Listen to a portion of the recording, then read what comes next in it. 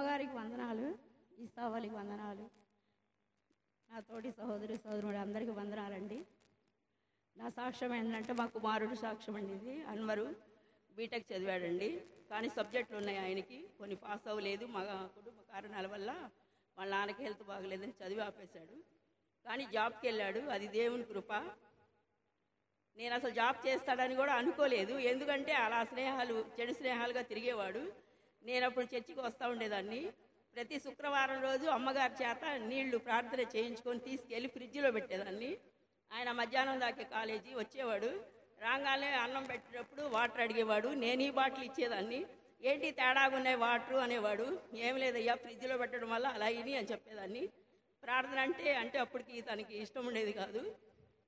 కానీ అలా ప్రతి వారం నేను అమ్మగారి చేత ప్రార్థన చేయించుకోవటం, ఆ నీళ్ళు తీసుకెళ్ళి ఆ పిల్లాడికి ఇవ్వటం, ఆయన తాగేయటం అలా జరుగుతూ ఉండేది. అక్కడి నుంచి తన జీవితం మారిపోయిందండి. నిజంగానే ఇది గొప్ప సాక్ష్యము. అదంతా అమ్మగారి దీవెనలో ఆ ప్రార్థన. నా కుటుంబం గురించి, నా గురించి ప్రతి క్షణం ప్రతి పూట వాళ్ళు అన్ని ప్రార్థనలు, వాళ్ళ ఇంట్లో చేసే ప్రార్థనలు కూడా చేస్తారు. ప్రతి క్షణము నా కుటుంబం గురించి ప్రార్థన చేస్తారు.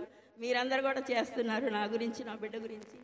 అయితే ఈ మధ్య ఒక 5 నెలలు ఇక్కడ వచ్చి నేను ఆ ఉద్యోగం మానేశానని కూర్చున్నాడు. ఎందుకంటే తను ఒక 7-8 లక్షలు ఇవ్వాలి, ఆ కంపెనీ వాళ్ళు ఇవ్వట్లేదు, మేము ఇల్లు కట్టుకుంటాము. అప్పుడు మళ్ళీ నేను మా పాస్టమ్మ గారికి చెప్పాను, అదేంటి పిల్లాడికి అవసరం కదా ఇప్పుడు అన్నారు. వాళ్ళు అలాగా చాలామంది పిల్లలకి ఎగ్గొట్టారండి, ఎవ్వరికి ఇవ్వలేదు. కానీ నా కుమారుడికి 6 లక్షలు ఇచ్చారండి వాళ్ళు. అదొక సాక్ష్యం.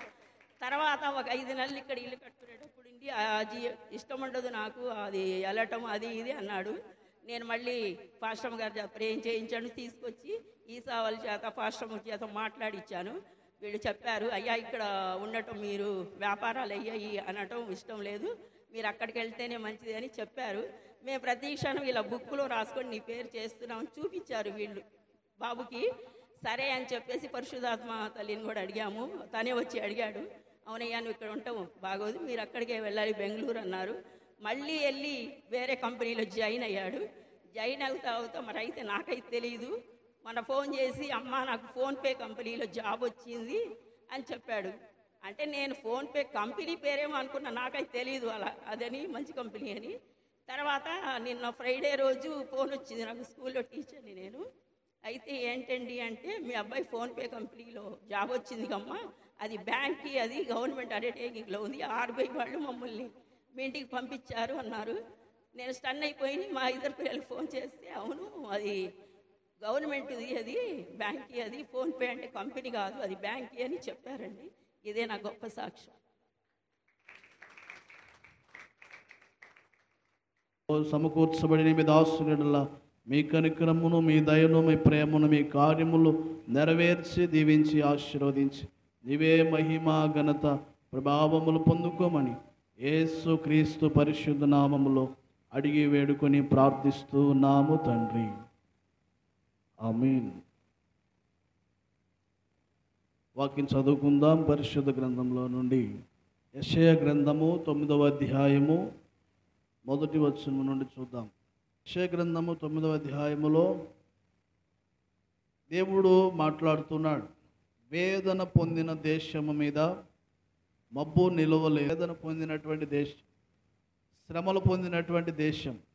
దేవుడు ఆ దేశం మీద విమోచన కలిగించాలని ఒక ఆలోచన చేసినప్పుడు పూర్వకాలమున ఆయన జబూలును దేశమును, నఫ్తాలి దేశమును కూడా అవమానపరిచాడు. అంత్యకాలమున ఆయన సముద్ర ప్రాంతమునగా యోర్దాను అద్దరిని, అన్యజనుల గలిలయ ప్రదేశమును మహిమ గల దానిగా చేయుచున్నాడు. యోర్దాను అద్దరిని, అన్యజనుల గలిలయ ప్రదేశమును మహిమ గల దానిగా చేస్తానని దేవుడు వాగ్దానం ఇచ్చాడు. అయితే యేసుక్రీస్తు వారు ఆయన భూమి మీద ప్రవేశించినప్పుడు యేసుక్రీస్తు వారు బాప్తిసం తీసుకుంది యోర్దాను నదిలో. యోర్దాను దేవుడిచ్చిన వాగ్దానం, యోర్దాను అద్దరిని, అన్యజనుల గలిలయ ప్రదేశమును మహిమ గలదానిగా చేస్తానన్నాడు. యేసుక్రీస్తు వారు ఎప్పుడైతే ప్రాంతములకు వచ్చి ఆ దేశములో, ఆ ప్రాంతాలలో సంచరించాడో, ఆయన కార్యాలు అనేవి జరిగించాడో, ఆ ప్రాంతములన్నీ కూడా మహిమ గలవిగా మార్చబడ్డాయి. ఇప్పటికి కూడా మరి మహిమ కలిగినటువంటి పుణ్యక్షేత్రాలుగా దేవుడు సంచరించినటువంటి దేవుని యొక్క పరిశుద్ధత నిలిచి ఉన్నటువంటి ప్రాంతములుగా ఆ ప్రాంతములు ఆశీర్వదించబడ్డాయి. అని యోర్ధాను అద్దరిని అన్యజనుల గలిలయ ప్రదేశమును మహిమ గలదానిగా చేస్తానన్నాడు. అన్యజనుల గలిలయ మహిమ గలదానిగా చేస్తానన్నాడు. ఇప్పుడు అన్యజనులు అనగా దేవునికి వేరైనటువంటి జనులు. ఆ ప్రాంతాలైనటువంటి గలిలయ ప్రదేశమును మహిమ గలదానిగా చేస్తాడనంటే మొదటిగా దేవుని నామము మహిమ గలదానిగా చేసుకొని తరువాత ఆ ప్రాంతాలను మహిమపరుస్తూ ఉంటాడు. చీకటిలో నడిచేటువంటి జనులు గొప్ప వెలుగు చూస్తారు. అది మహిమ. ఆ ప్రదేశాలకు వచ్చేటువంటి మహిమ, ఆ జనులకు వచ్చేటువంటి మహిమ, ఆ యొక్క దేవుడిచ్చిన వాగ్దానములు నెరవేర్చులాగున ఆ ప్రాంతాలకు దేవుడిస్తున్నటువంటి మహిమ. చీకటిలో నడుస్తున్నటువంటి జనులు, చీకటి అంధకారములో నడుస్తున్నటువంటి జనులు, మార్గము తెలియక దేవుని ఎరుగక వారు ప్రయాణం చేస్తున్నటువంటి జనులు చీకటిలో గొప్ప వెలుగును చూచుచున్నారు. చీకటిలో ఆయన వెలుగును చూచుచున్నారు. దేవుని ఎదుట చీకటి నిలవజాలదు. ఆయన చీకటిని వెలుగును వేరుపరిచారు. అయినప్పటికీ కూడా చీకటిని ఆయనకు ప్రకాశమానమైన వెలుగుగా నిలిచి ఉంటుంది. దేవుడు ఆయన దర్శించినప్పుడు, ఆయన యొక్క మార్గము నిలిచినప్పుడు చీకటి కూడా దేవుని ఎదుట ప్రకాశమానమైన వెలుగుగా మార్చబడుతుంది. చీకటిలో నడిచేటువంటి జనులు గొప్ప వెలుగును చూస్తూ ఉన్నారు. మరణ ఛాయ గల దేశ నివాసుల మీద వెలుగు ప్రకాశిస్తూ ఉంది. మరణ ఛాయలు గల దేశ నివాసుల మీద వెలుగు అనగా జీవము, వెలుగు అనగా దేవుని యొక్క మహిమ, వెలుగు అనగా దేవుని యొక్క కనికరము, దేవుని కాపుదల, దేవుని కృప. ఆ వెలుగు మరణ ఛాయ కలిగిన దేశ నివాసుల మీద ప్రకాశిస్తూ ఉంది. మరణ ఛాయలు గల దేశ నివాసుల మీద ప్రకాశిస్తూ ఉంది. దేవునికి స్తోత్రం చెల్లిద్దాం. హల్లెలూయా. మరణ పుటూరులలో మరువక మొరలిడ ఉన్నత దుర్గమై రాక్షణ శృంగమై. మరణ పుటూరులలో మరువక మొరలిడ ఉన్నత దుర్గమై రాక్షణ శృంగమై. తనాలయములో నా మొర వినెను, తనాలయములో నా మొర వినెను. అదరెను ధరణి భయకంపముచే, అదరెను ధరణి భయకంపముచే. యెహోవా నా బలమా, యథార్థమైనది నీ మార్గం, పరిపూర్ణమైనది నీ మార్గం. యెహోవా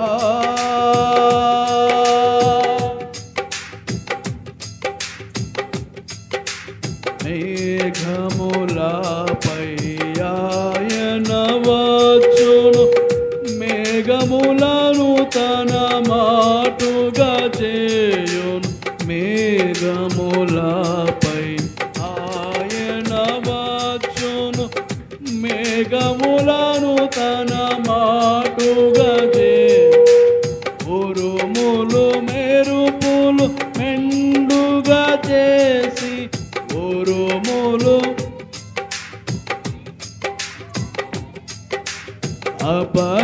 అపజయమేచును అపవాదికి, అపజయమేచును అపవాదికి.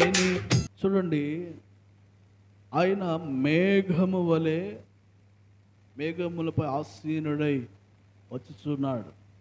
ఇక్కడ వేదన పొందిన దేశం మీద మబ్బు నిలవలేదని మాట్లాడుతున్నాడు.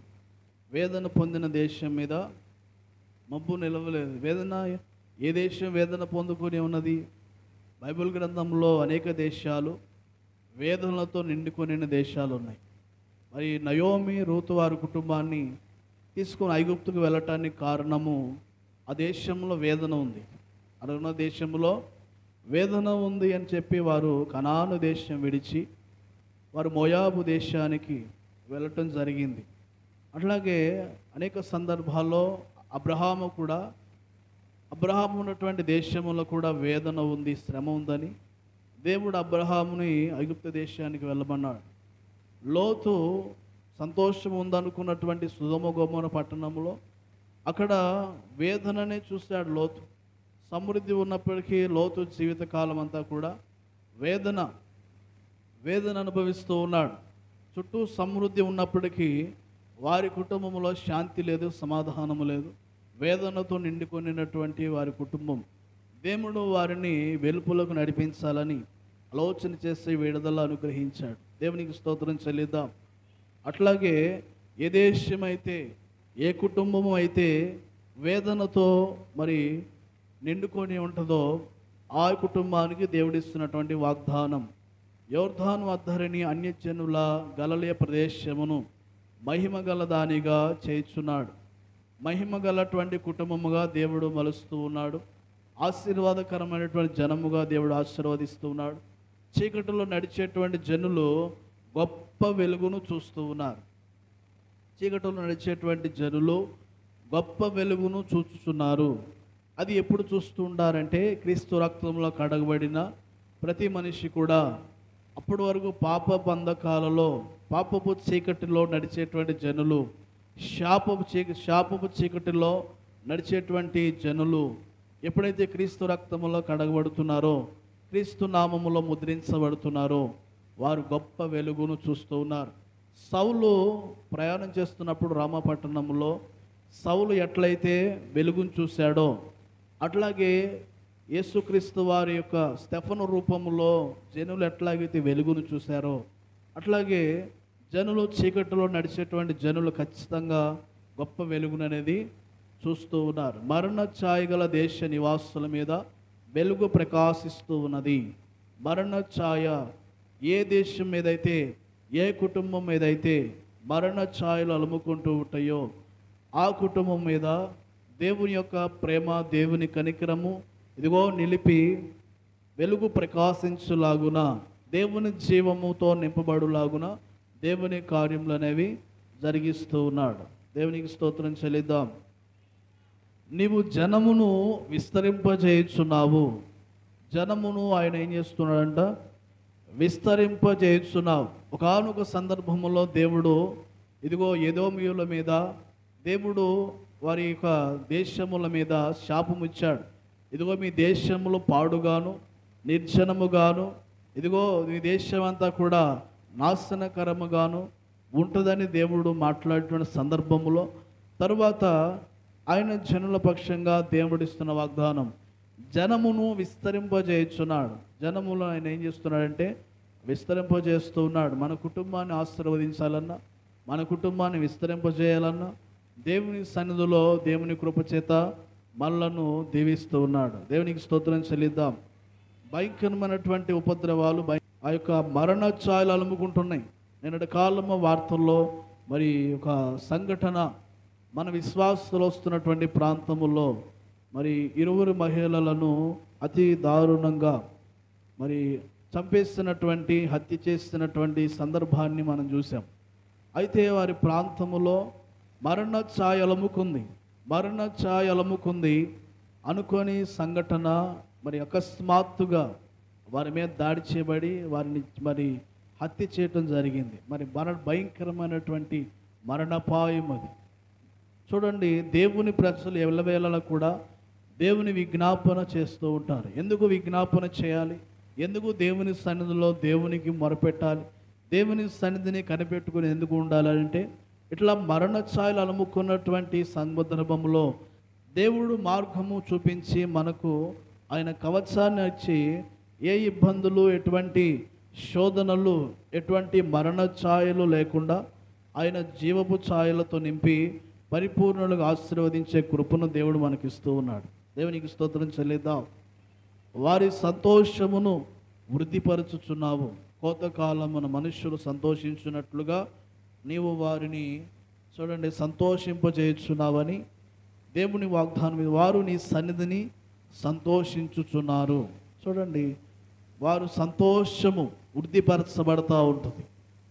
తాత్కాలికమైనటువంటి సంతోషం కాదు, కానీ యోర్దాను నదిలో ప్రవక్తలు ప్రయాణించినటువంటి నది, దేవుడు నీటి దారులు ప్రవహింపజేసినటువంటి నది, యోర్దానును దేవుడు అభిషేకించినటువంటి నది.